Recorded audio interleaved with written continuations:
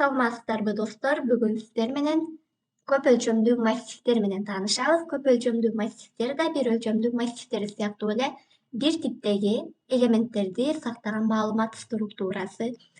Бир өлчөмдүү массивдер бир гана сапчадан турган болсо, ал эми көп өлчөмдүү массивдер бул сапча жана мамычалардан турат. Мисалы, бул жерден карап көрөлү. Көп өлчөмдүү массивдерде эле бир өлчөмдүү массивдер сыяктуу эле эң биринчи анын тиби берилет жана бизде бул жерде массивдин белгиси бир өлчөмдүү массивдерде бир гана чарчы каша коюлган болсо, ал эми көп өлчөмдүү массивдер үчүн бизде эки чарчы кашаны коебуз жана ошондой эле массивдин аты же мындайча айтканда өзгөрмөбүздүн аты. Мисалы, бул жерге арай деп коелу.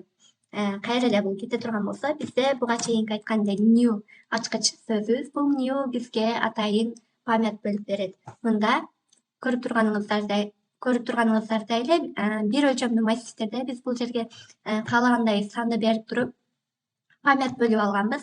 Ал эми көп өлчөмдүү массивдерде дагы дал ушундай память бөлүп берсек болот. Же болбосо бизде автоматтуу түрдө атайын узундугун алган программасын дагы маанисин дагы жазып көргөнбүз. Бул жерден карап көргөн болсок, чарчы кашаны жазып туруп, андан кийин бул көп өлчөмдүү массивдер бир өлчөмдүү массивдерден айырмаланып, бир эмес эки чарчы каша менен жазылат. Мисалы, бул жерде сапчаны жазалы. Бизде бул жерде int тиби болгон үчүн бүтүн сандарды алат. Мисалы, массивди толтуралы. 45, 56, 12. Андан кийин бул жерге үтүр белгисин коюп туруп, кайра бул чарчы кашабызды ачабыз жана анын ичине андан кийинки сапчабызды жазалы. Бул жерде сиздерге түшүнүктүү болуш үчүн астына түшүрүп коеюн enter баскычы менен. Бул жерде 63, үтүр 58, 74 дейли. Андан кийин дагы бир сапча жазалы. Бул жерде 78, 45, минус 12 дейли. Бул жерде кайра сиздер билгендей эле үтүрлүү чекит жана муну консольго чыгарышыбыз керек. Биз буга чейин айтып кеткендей эле сапча жана мамычалардан турат дедик. Бул сапча бул 45, 56, 12 деген бул сапча. Ал эми мамыча 45, 63, 78 деп вертикальный кеткени бул мамыча деп аталат. Жана ошондой эле биз буга чейин бир өлчөмдүү массивдерде биз for циклын колдонгонбуз. Ал жерде for each жана for loop'ту көргөнбүз. Азыр сиздер менен for цикл аркылуу биздин массивди консольго чыгарып көрөлү. Ал үчүн бизде for'ун ичинде сиздер менен буга чейин өзгөрмөнү берип көргөнбүз жана өзгөрмөбүз бул 0дон башталат дегенбиз. Жана ошондой эле бул биздин биринчи элементибизди алыш үчүн болчу. Биринчи элементибиз негизинен бул 0-нчу элементтен башталгандыгы үчүн биз 0 деп жаздык. Жана ошондой эле биздин өзгөрмө биздин array биздин массивдин узундугуна кичинекей деп жазганбыз. Себеби бизде бул жерде узундугунан 0дон башталгандыгы үчүн узундугунан сөзсүз түрдө кичинекей болот. Жана ошондой эле бул жерде i++. Андан кийин бизде for атайын ички цикл бар. Ички цикл бул биздин мамычаны чыгарып алыш үчүн. Мисалы, бул жерде ички циклда дагы кадимкидей эле цикл сыяктуу эле бул бирок башка өзгөрмөнү алдык бизге белгилүү болуп туруш үчүн. Ж кичине, кайра эле array length. Ж++. Жана мунун циклдын денеси. Циклдын денесине биз эмнени жазабыз? Анда биз консольго чыгарып көрүшүбүз керек. Result. Биз буга чейин сиздер менен консольго println, system out println аркылуу чыгарганбыз. Ал эми биз ушул эле учурда printf атайын формат. Мисалы, printf деген бул C тилинен атайын мурасталган, Java тилинде да колдонууга болгон атайын форматтоо функциясы десек болот. Мисалы үчүн бул жерге ал кандай түрдө болот? Мисалы, бул бүтүн сандарды чыгарып жаткандыгыбыз үчүн анын синтаксиси катары бул жерде процент белгиси жана ошондой эле d. Бул деген бизде атайын форматтоо тили. Кандай форматта чыгаруу керек? Мисалы үчүн бул жерге 4 пробел калтырып туруп, бизге ушул массивдерди чыгарып бер деген команданы жаза турган болсок, анда бул жерге array ay жана биз буга чейин бир гана айды жазганбыз, себеби бизде бир гана цикл болгон. Азыр эми бул жерде 2 цикл болгондугу үчүн ай жана ж өзгөрмөлөрүн жаздык жана ошондой эле бизде бул биринчи ички циклдан чыккандан кийин бизде кийинки сапчага түш деген команда керек. Ошол үчүн println'ди чыгарып коебуз. Анда эмесе биз программабызды иштетип көрөлү.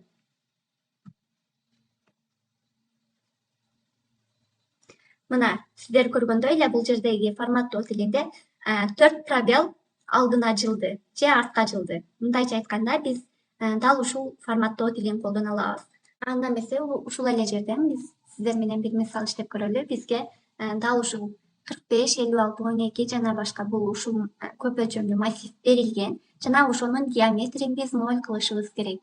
Ал үчүн биз ички циклдан кийин каалагандай шартты коюп жаза алабыз. Мисалы if ай барабар ж болсо. Бул деген сөз бизде айыбыз 1 боло атабы, бул жерде жыбыз дагы 1 болгон учуру. Мисалы ай 2 болсо, демек биздин жыбыз дагы 2 болуш керек. Ал эми ай 3 болсо, анда ж дагы 3 деген цифраны алып келиш керек. Качан экөөсү барабар болгондо бизге бул жерди 0 кылып бер, диаметрди 0 кылып бер деген шартты коелу. Мисалы бул жерде ал үчүн array ай жана ж. Булар барабар болсо 0го барабар болуш керек. Эгерде ай менен ж бизге барабар болсо, анда биз программабызды иштетип көрөлү. Мына сиздер көрүп тургандай диаметрини 0 кылып берди. Жана ушул сыяктуу каалагандай мисалдарыңыздарды же каалагандай массивтерди дал ушундай чыгара аласыздар.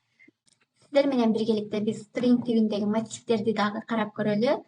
String тибинде буга чейин жазып көрбөдүк, анда эмесе string тибиндеги массивтерди дагы карап көрөлү. Мисалы string тибинде дагы азыр бүтүн сандарды чыгарганыбыз сыяктуу эле эң биринчи анын тиби берилет жана ошондой эле бизге 2 чарчы каша коюлат. Бул деген биздин массив экенин билдирет.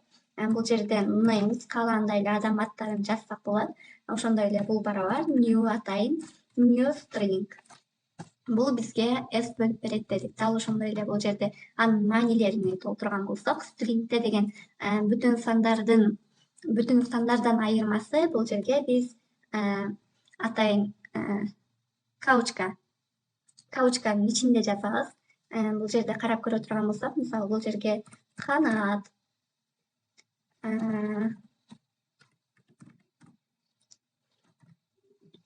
өтөр, айгүл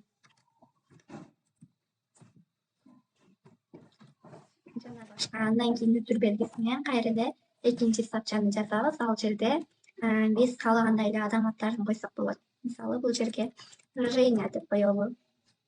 Ошондой эле жана акыркы атыбыз бизде Куба болсун. Анда эмесе биздин кайра эле биз for each менен чыгарып көрөлү. For each циклын колдонуп, бул жерде эң биринчи string бизде массив болгондугуна байланыштуу бир өлчөмдүү массивге өткөрүү. Андан name бул контейнер, андан кийин контейнерибизди жазабыз дегенбиз. Андан кийин бизде for'дун теаласы жана андан кийин ички циклды жазабыз. Мисалы бул жерде string кайра name 1 дейли.